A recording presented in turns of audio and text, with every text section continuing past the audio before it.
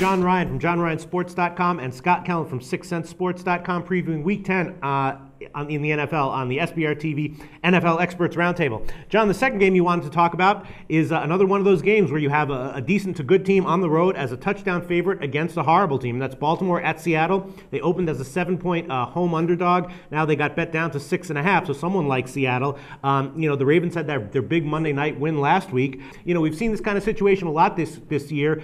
We saw it with Indianapolis last year, and I'm just thinking, the obvious side here, Baltimore on the road minus a touchdown is a good bet. Is that how you see this game?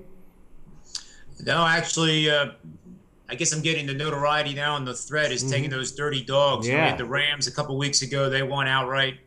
And this is another one of those situations. I've actually run this through the simulator, and Seattle comes out as a pretty strong play here. As hard as it is to believe, this is going to be a tough game for the Ravens if the projections prove correct. Okay. There's also an 82% system here. I'll read off the database that's gone 10 years with a 28-6 record.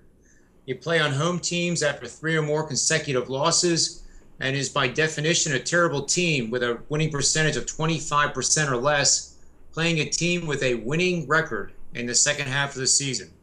So that's pretty clear cut. And again, in the NFL, I hate to say it, it's not for long. I know. 1 week, one team looks like a Super Bowl contender. The next week, they look like they belong, in Pop Warner. I hear you. You say, I hate to say it, NFL means not for long. But, John, I hate to say this to you. If you bet on Seattle, I hate to say it, Tarvaris Jackson is going to be your quarterback. You're comfortable with that? Well, look at it on paper, no. But my research, over 18 years has guided me into situations like this. And, if Seattle won this game, I would not be surprised. All right. Well, that's your call.